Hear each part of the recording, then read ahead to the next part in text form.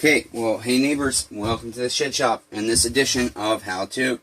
Today is Tuesday. Oh, is it? Damn it, I forgot the day, neighbors. It's, Chet, I thought it was Tuesday. I think it's Tuesday the 14th. Let me look. Okay, it's Wednesday, February 14th. Sorry, I got my days mixed up. I'm hurting real bad. Should be in bed recovering, but I need to desperately make money. I have on my bench my very first Stihl ms400c, and as I glove up, I'll tell you how I got this saw. There was a young man had this listed on Facebook Marketplace for $200 or best offer, and he felt it had a bad, what he called bottom end. He said it had a knocking, and he thought it was the rod that was bad, and he did not want to ship or accept electronic payment from anybody. So he had this for $200 or best offer, as I said, and that was a really good deal. Even if it did have a bad motor, you could easily make an extra probably $100 by selling all the parts. Okay, it does have a broken chain brake handle, and I actually just noticed the safety throttle lever is missing. Our chain brake handle is functional, but it's broke here. But I think this interchanges with the 362 and 311, so I should hopefully have a chain brake handle. But I messaged him, told him I was interested. He had on his ad, he was open to trades, and I said, do you happen to need a chainsaw? And he said, actually I do.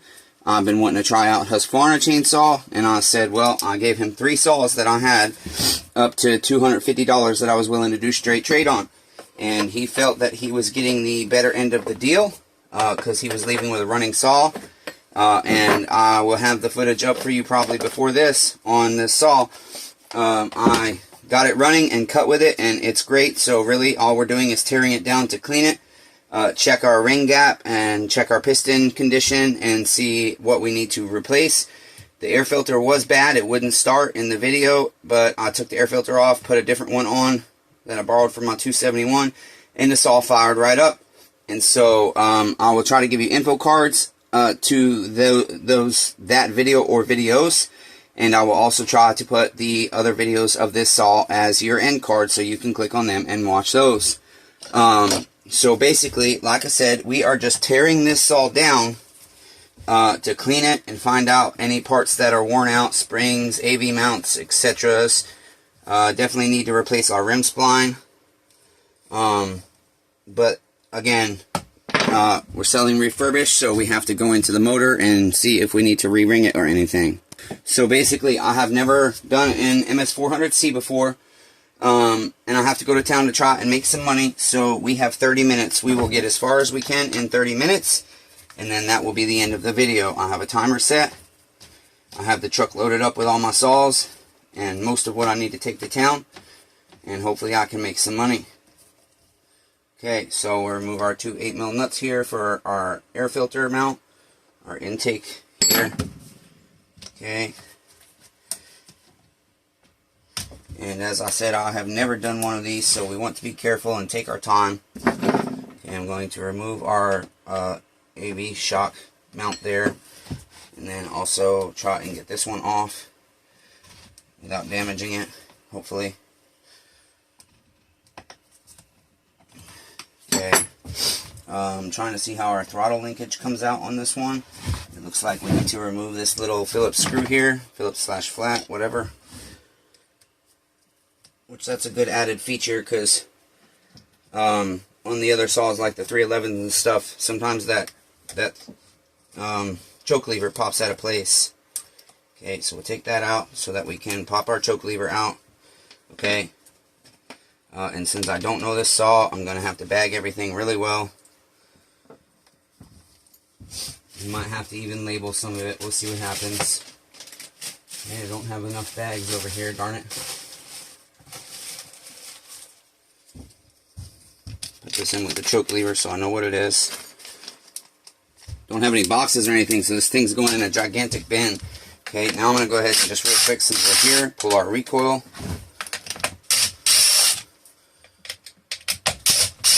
Okay, and this will, not right now, but it will get torn apart completely.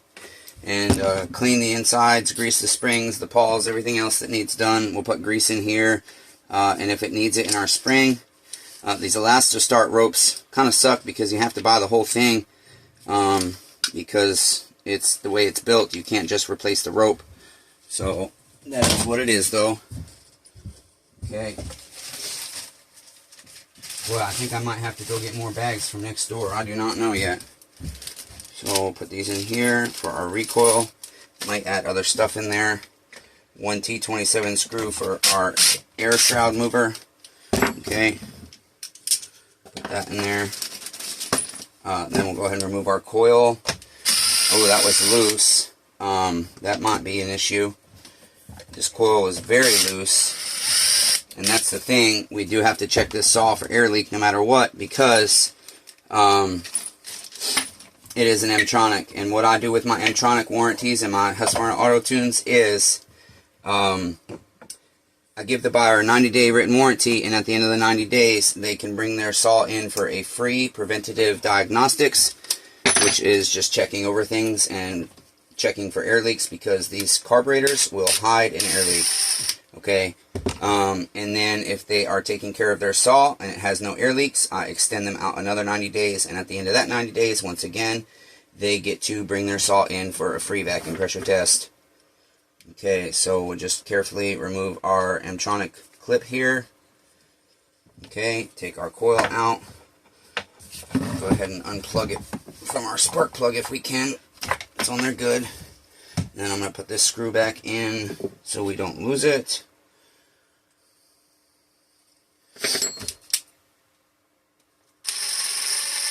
Okay, there we are. And then let's go ahead and unroute our wires here. Unplug this clip here. Okay, that's that. And then this should now come off safely. It does. It looks like there's one more screw down here holding our wires in.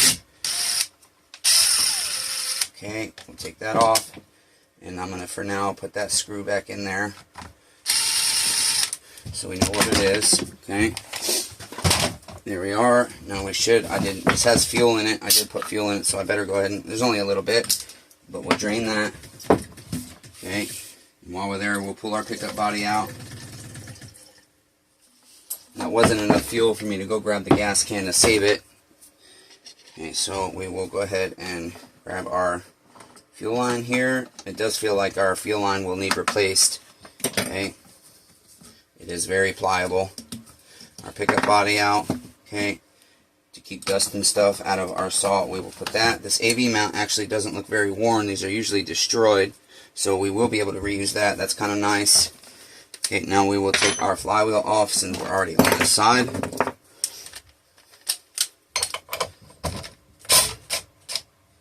Actually, no, I don't want to do that because I might need, no, we'll use rope.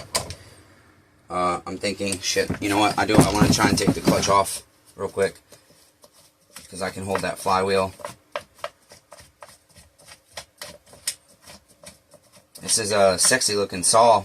Once it's cleaned up, I've seen photos of the new ones. I was looking at them. This is a 67cc saw. It's a commercial grade saw. I don't know the horsepower on it, but usually with the mid-range commercial grade saws, the horsepower is really high. So a 60cc saw like the Husqvarna 572XP or 562XP can run a fairly large bar because it's got high horsepower, and it's only 59cc, and you can comfortably run a 28 on it. Okay, so retaining clip. Oh, I already put a new rim spline on, that's right. Okay, rim spline, pull our drum, pull our bearing, 3/4 socket here. This is reverse thread. Came off nice and easy, that's good. Okay, so we will pull that out. Maybe. Can't seem to grab hold of it with my hands here. Okay, there we go. Your rotor washer. Your worm gear. Okay, there's all that. Now I will pull our recoil, or I'm sorry, our flywheel. Okay, so we will loosen our nut up. Go ahead and leave our socket on. Grab a hammer. This is my preferred method. I always pull flywheels this way unless I have a certain tool, a specific flywheel mover. That's good. One good tap well, one good thud, I should say.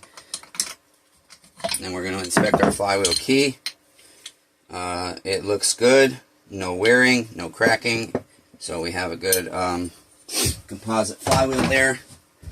Now let's go ahead and get this chain brake handle out of the way. So it looks like we have 2 T27s on our top dust cover here. Okay, there's one. There's two. My hopes was to have this done yesterday and get it clean last night, but it was so cold outside, my ultrasonic wouldn't heat up T27 for our guide plate. It looks like our cover is also under our guide plate, so that does have to come off. Okay, now our dust cover should come off. It does. Our chain brake is disengaged. It looks like there's a retaining clip and a spacer missed there on the chain brake. Somebody has definitely worked on that before, so we will have to get those parts. Okay, so pop your spring off. Chain brake band is held on. This saw looks like a T27. A lot of times that's a T20 or a T25. Okay, go ahead and try and pry our chain brake band out here as much as we can. See if we can't pull that out of our way. It is being stubborn. So let's see here.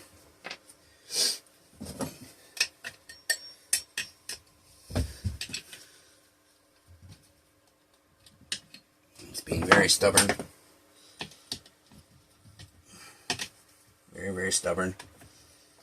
The saw is really clean.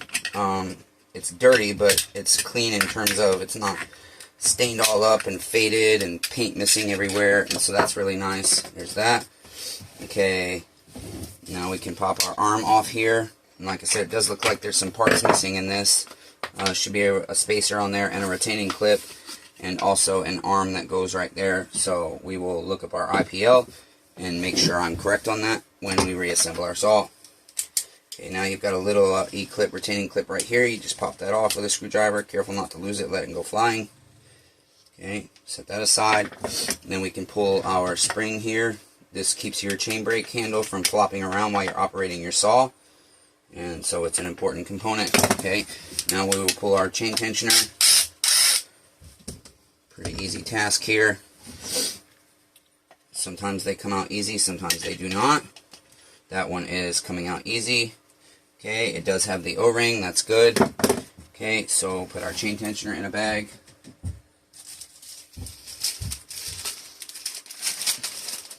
There's that. And we'll put our chain brake parts all together in a bag.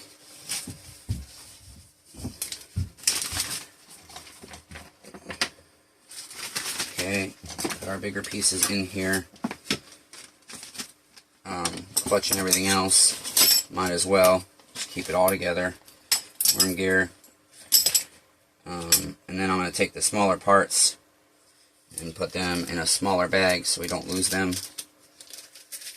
When we dump out our big bag, sometimes stuff bounces around on the table and gets lost like that. And we don't want to lose this stuff because these clips are like 60 cents a piece, but $6 shipping makes them expensive. So we try not to have to buy that stuff as best we can. Okay. I think I put the wrong screw in with my chain tensioner. Looks like I may have. Let's see here. Let's see here. I think I may have. Well, actually, it looks like they're the same thread, so we'll just keep a close eye on that when we reassemble. Okay, so there's that stuff.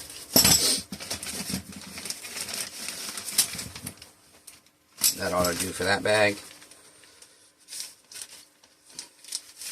Let's get our coil out of the way, get these things out of the way. This chain brake handle we're just going to keep for reference for now for the part number. Okay, we might as well pull our carburetor now since we have no fuel in. Oh yeah, I got a little bit of squirt there. Okay, there's our carb. We have 1 grommet here. Okay, and then we will pull our dust or our air shroud here. Looks like a couple of T27s for that. This is for the AV spring actually, but the air shroud I thought had more screws than that. Let's see here. Yeah, this one's going to be holding it on too. So we'll have to remove that.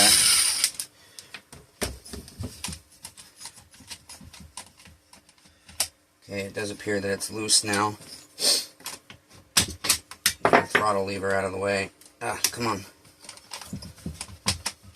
But it's not ready to come off. We might have to move our handle out the way. Okay, spark plug here. Oh, is that the wrong size socket? It is. Let's see. Whoops. Okay, there's that.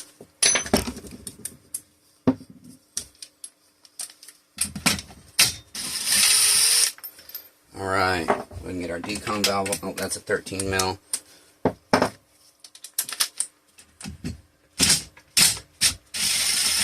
Get our decom off and our spark plug, set that aside. Okay, I really thought that air shroud would come out, but I guess not. Okay, now let's next remove our muffler. We'll get that out of the way. Okay. I do have to fix the muffler, and I plan on dual porting this muffler. I should have left my flywheel on to check squish. I keep forgetting. I've been wanting to check squish on saws before I take them apart. And what we'll do is we're going to, our bearings I believe are completely good. We're going to vacuum pressure test this once we get it partially reassembled and it's nice and clean and everything.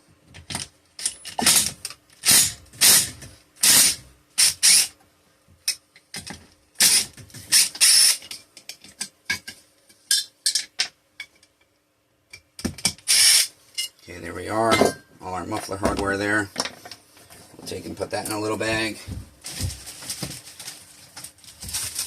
Okay. Put that inside our muffler, like so. Okay, nice and organized. Chainsaw Redeemer likes to be organized as best he can, but he's not always good at it, especially when I'm in this kind of pain. Move our cooling shield there. Okay, which also serves as our gasket. Okay, now we will go ahead and take our, well, let's get our oil pump off.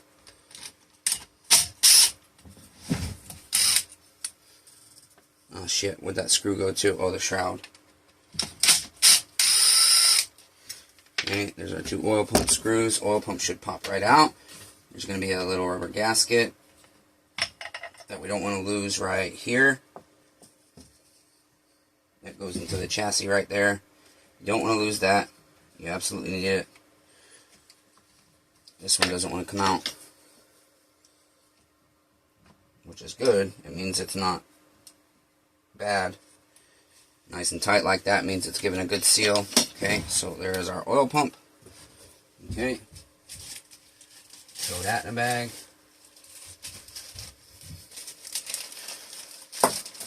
Okay, there we are.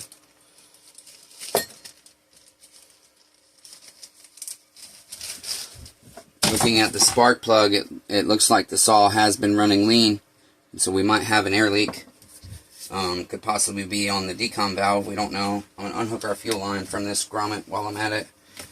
Okay, now let's go ahead and remove our wrap handle.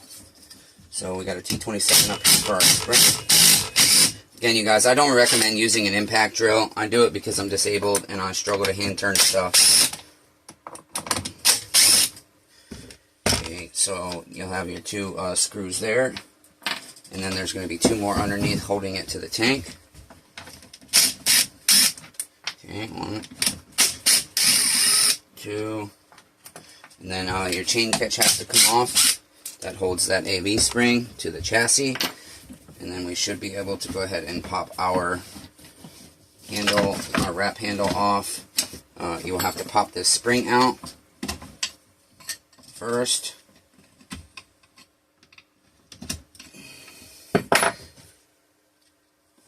Okay, get that out of the way. And then just kind of shimmy that out over here like so. These are also usually always shot. This one, I can't believe these AV mounts are in good condition, but I still will probably replace that with an aftermarket because the aftermarkets are rubber. They're not that foam, so they last longer. Now we should also be able to pull our tank off. Boy, I keep having screws pop up randomly. Okay, turn our throttle lever here. Throttle lever came out. Okay, that's fine. Get our tank line fished through there. Okay, I have my little curved screwdriver that I need to find. It works a lot easier on these tank vents. There is one spot you can get in here. You want to be very careful with these tank vents. Boy, this thing is filthy down here. Very careful with these because they have to be sealed up good, okay? And there's multiple components, and they have diaphragms in them and whatnots. Yeah, that thing is in there good. They always are.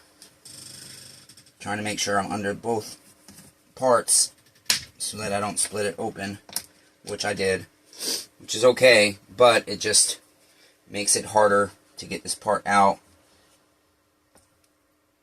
without damaging it. It does not want to come out, actually. Yeah, it does not want to come out at all. But it has to come out because we have to clean it. Damn. Wow. Yeah, that sucker's in there.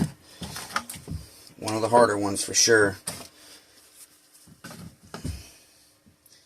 So we're going to try and get it pushed out a little bit from underneath. Oops. Don't want that. Yeah, this one is in there really tight. Oh, wow. I don't know that I've ever had this much trouble getting one out.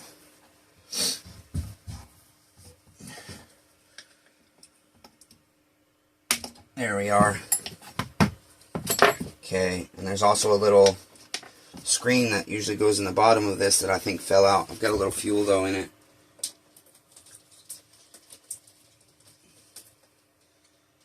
So I'm looking for that little screen. There's usually a little black screen in the bottom here. I don't see it. Don't see it, don't see it.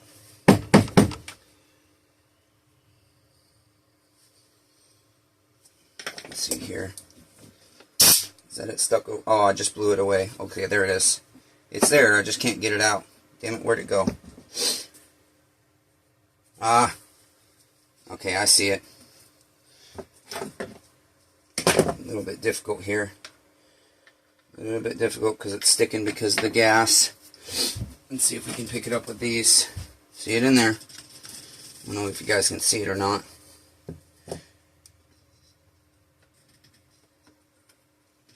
There we go. We have that. Okay, we don't want to lose that because that's part of the system for this thing. Okay, so I'm just going to put that back on there for now. Okay, so I don't lose it. Okay, and then we will get this tank vent cleaned. I'm going to leave it apart so I know that I haven't cleaned it yet. Almost there, neighbors.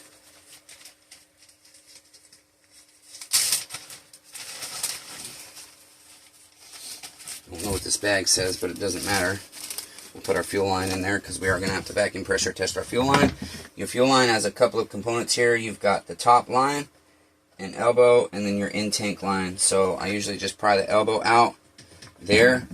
I'll have to remove it so I can vacuum pressure test this part of the fuel line. This is the more expensive part, so hopefully that one's definitely good. And then this one you can just pull right up. And I have a feeling, the way I can feel that, that's bad. I do have like 2 OEMs left of this, so, but we'll vacuum pressure test it anyways, nonetheless, just out of curiosity. Okay, so that is all that. We will have to take our handle apart as well here, because we're going to have to install a safety trigger. So you just have 2 clips. You can put your scrunch down in there and kind of turn and push at the same time. And then once you get it up a little bit, get your scrunch turned all the way in between those 2 clips, and then just pop it up right there, okay? And then be careful, because if that's in there, it could go flying. Okay, I'll leave my trigger in there. There's our tank. Okay, we're almost there. Okay. Yeah, so this is a little bit different than the other ones. Usually you don't have to take this carb mount off to get the shroud out. But on this one we do, so I'm just going to carefully get my intake boot, push through the top and the bottom. Okay, there. Do this carefully. You don't want to rip this. Okay, there's that. And our shroud should now come off as well. And we're going to leave our intake boot on this motor. Okay. Like I said, I should have checked squish, but tis what it is. Okay, there is our motor. Did I get all my screws and loosened all the way? Okay, there we are. Whoops, shit. Didn't want that to happen. Damn. Oh, you know what? Our piston. Did I just crack that piston? This needs a new piston. Look at that piston. Holy shit. So this saw is not good. Just the piston. Nothing's done to the cylinder. I'm surprised. So, yeah, but that piston is beat up. So we will have to get a piston. That thing is chipped to hell. Look at that, you guys. How the hell is this cylinder not bad? I'm shocked. Where are the pieces? I cannot believe. I just cannot believe with chunks of the piston like that missing that this cylinder is beautiful. There's nothing wrong with this cylinder at all. I am super uber shocked. Yeah, nothing is wrong with the cylinder at all. Can you guys see it? Don't know how well you can see, but it's good. But our piston is definitely bad. So I'm surprised to find that. I'm a little disappointed in that. I don't have a piston for this one, I don't believe. So we'll have to find a piston, but that's okay. Unfortunately, this saw is going to sit a little bit longer than I had thought. I was hoping to turn a quick sale on it, because since I got a good deal on it, I could have priced it real cheap and still made money. Could have priced it at like the first person that sees it is going to buy it price, you know. But it didn't work out that way. That's okay. And then we're just going to push our wrist pin through here. Hopefully. Sometimes they can be a little difficult. That other clip's not so easy to get out, so. And I'm holding this piston tight so that I'm not beating on my arm. All the pressure is against my hand, not my piston arm.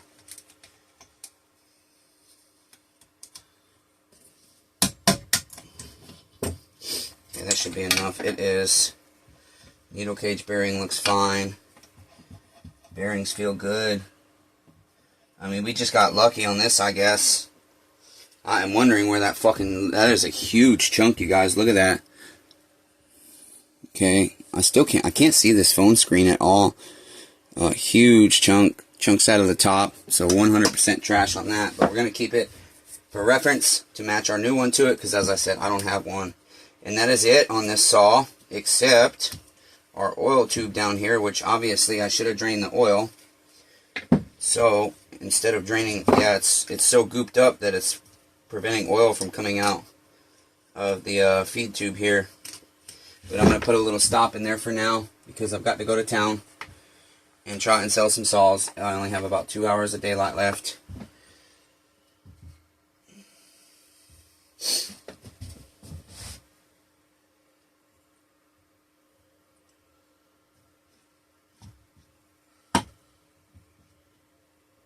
There we are. Okay, so neighbors, that is how you tear down an ms400c. We learned together. I hope you guys enjoyed the video.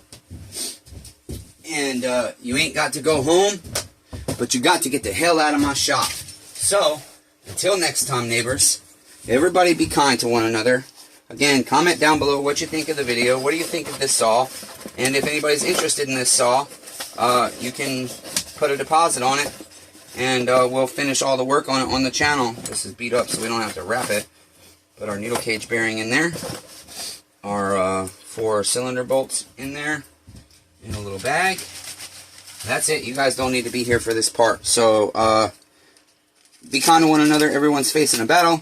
Love all 8 billion of you, even though that's a lie, and I suck at it, because Jesus said love thy neighbor as thyself, and I don't love thyself. I'm trying to learn to love thyself, but I'm not there yet. So, I'll get there, and the better I can love myself, neighbors, the better I can love you. So that's what we're working on. Let's keep persevering, damn it.